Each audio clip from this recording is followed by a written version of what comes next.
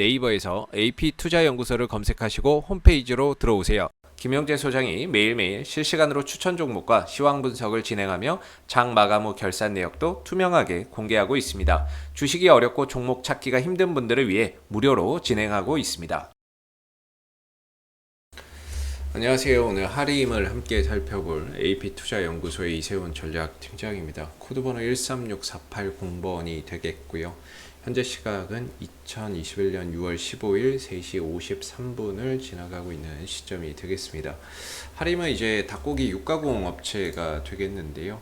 최근에 이 종목이 주가나 이런 부분들이 강하게 상승을 했다가 강하게 또 하락을 했던 부분에 있어서는 이스타항공이라고 하는 이 항공사의 이제 인수전에 참여를 한다라는 소식이 주가를 빠르게 상승으로 이끌었지만 여기서 이제 인수전에 참여를 포기한다라는 소식이 나오게 되면서 어제 종가 무렵에 나오게 되면서 상승했던 부분들을 빠르게 반납하는 그런 이제 모습이 있었습니다. 왜 참여를 안 했는가에 대해서는 결국에 이제 이스타항공의 부채나 이런 부분들에 대한 우려와 그 다음에 인수 이후에 정상화하는 부분에 대한 불확실성이 우려가 된다라고 해서 참여를 안 했다라고 해요. 그래서 반대로 이제 쌍방울 그룹의 광림 컨소시엄은 이제 참여를 하게 됐고, 성정이라고 하는 회사와 쌍방울 2파전으로 됐는데, 오히려 이제 쌍방울 같은 경우는 오늘 상한가에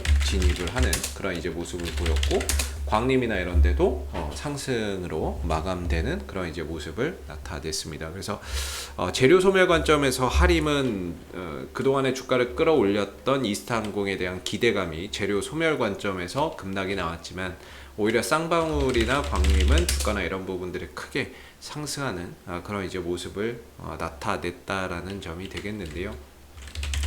사실 하림이 과연 그걸 몰랐을까요? 이건 정말 어떻게 보면은 주가 띄어먹고, 사실 뭐 여기서 이 동시호가에서 갑자기 인수를 안 한다라고, 입찰에 참여를 안 한다라고 밝히면서 점을 여기다가 찍어버렸거든요. 동시호가에 18%가 떨어졌습니다. 동시호가에서만. 이걸 누가 어떻게 대응을 합니까? 이거 대응 못 합니다. 이거 그냥 대부분의 투자자분들이 다 기대감에 여기서 이제 들어갔다가 이거 빼도 박도 못하게 거의 물려있는 그런 상황으로 내몰린 거죠. 내몰렸다라고 밖에는 볼 수가 없고, 과연 이 하림이 이전부터 얘기가 많이 나왔었거든요. 과연 이제 페노션이라고 하는 해운 운임사도 가지고 있고, 해운사도 가지고 있는데, 여기에 이제 항공기 4대 정도 더 있는 이스타항공 인수한다라고 해서 과연 시너지 효과가 날 것인가에 대한 회의적인 시각도 상당히 많았습니다. 뭐 이스타항공 4대 정도 갖고 있다라고 해요. 이거 더 한다라고 해도 사실 시너지 그렇게 크게 나오지 않을 거다. 오히려 그 인수를 하는 인수 자금에 대한 부담감과 인수 이후에 추가적으로 자금이 또 투입돼야 되는 부분들, 그 다음에 불확실성적인 부분들, 이스타항공 아직 급여도 제대로 못 줬고, 그 다음에 이제 퇴직금도 제대로 못 줬기 때문에 그런 부분에 있어서 추가적인 비용이나 이런 것들이 또 드러날 수밖에 없는 부분들, 이미 어느 정도는 다 알려져 있었던 부분이었거든요. 그런데도 하림이 강행을 했던 거죠. 그래 놓고 여기 와서 이제 주가 띄워놓고 갑자기 참여 안 한다? 이거는 솔직히 주가 조작이나 이런 부분들이 상당히 좀 의심이 되는 부분들도 있고요.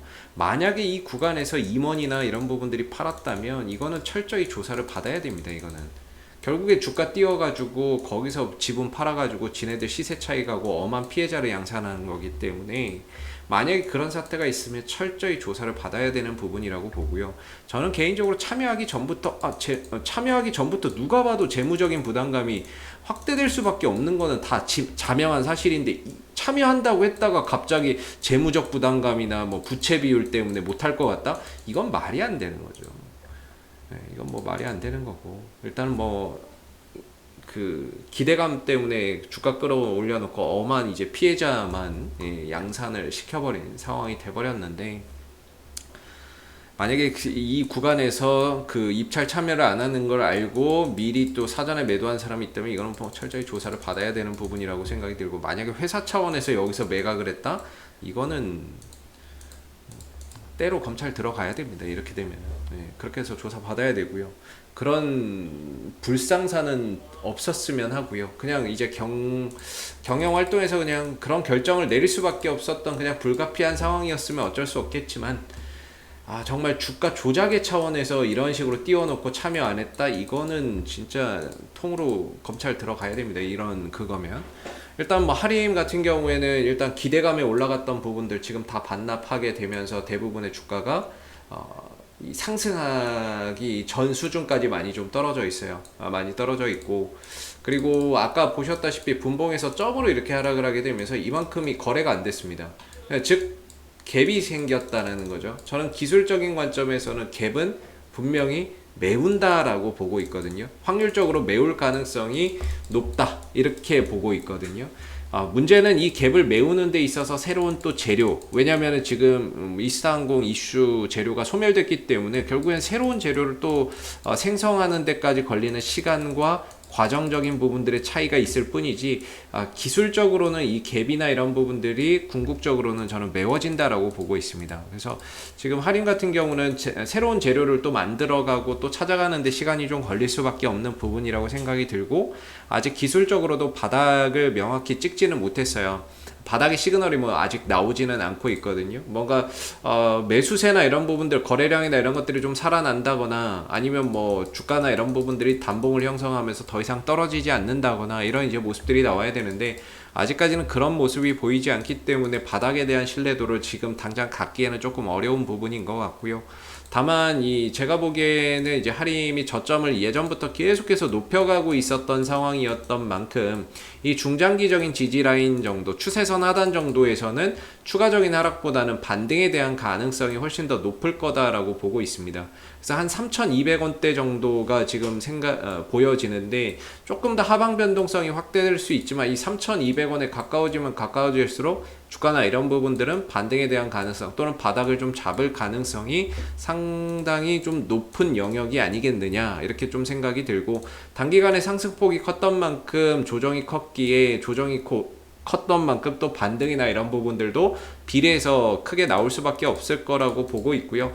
다만 이제 바닥을 잡고 시간을 좀 어느 정도 소요해 가는 데까지 걸리는 시간과 과정이 좀 더 많이 좀 소요될 것 같은데, 현재로서는 3,200원 정도에 가까워지면 가까워질수록 저는 반등에 대한 가능성은 훨씬 더 높게 나올 거다 이렇게 보고 있고, 궁극적으로는 갭을 메우는 흐름들이 나올 거라고 봐서 최대 반등이나 이런 부분들이 4,300원에서 4,200원 정도까지도 나올 수 있을 것 같다라는 생각을 합니다. 물론 여기까지 오는데 시간은 좀 걸리겠지만 갭이라고 하는 것 자체가 궁극적으로는 메워지기 때문에 이후에 이제 바닥을 잡고 점진적으로 반등이나 이런 것들을 통해서 4,200원, 4,300원 자리까지는 기술적인 반등이나 이런 부분들로 다시 좀 낙폭을 만회해주는 그런 이제 계기도 분명히 마련될 거라고 봅니다. 그래서 저는 개인적으로 이 구간 이미 뭐 많이 떨어진 상태고 추가적인 하락폭을 좀 키워가는 상태이기 때문에 현재 구간에서는 뭔가 매도나 이런 부분들의 관점보다는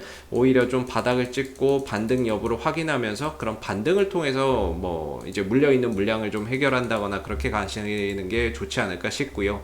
신규 매수나 이런 부분들을 생각한다면 아직까지는 뭔가 바닥에 대한 시그널을 이렇게 좀 확신 가질 수 있을 만한 그런 포인트가 아직까지는 보이지 않는다. 이런 RSI 지수나 이런 부분들로 봐도 그렇고 기술적인 흐름으로 봐도 그렇고 아직까지는 명확하게 보이지 않기 때문에 좀 더 주가나 이런 부분들이 과정을 통해서 바닥을 만들어가는 모습들 또는 거래량이 또 유입되는 모습들을 통해서 어느 정도 이 하방 변동성이 완화되는 시점에서 반등을 노리고 좀 접근 전략이나 이런 부분들을 세워보는 게 어떨까라는 생각이 좀 드는 부분입니다.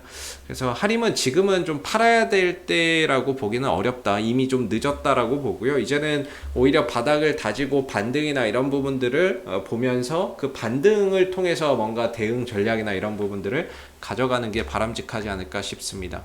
혹시 이 밖에 또 궁금하신 종목 있다면은 네이버에서 AP투자연구소 검색하시고 이슈 종목 분석 통해서 여러분들의 궁금증 해결해 가시면 좋겠고요. 가운데 무료 추천 종목을 통해서 매일 아침 9시에 3종목씩 누구나 볼 수 있게끔 공개가 되니까는요. 무료 추천 종목도 활용해 보시면 좋을 것 같습니다. 마지막으로 카톡 친구 추가를 통해서 이 AP투자연구소에서 운영하고 있는 무료방 입장이 가능하신데요. 무료방에서는 실시간 시황이나 실시간 속보에 대한 부분들을 공유를 해드리고 있고, 그 무료방 입장을 원하시면은 카카오톡 친구 추가도 활용해 보시면 좋을 것 같아요.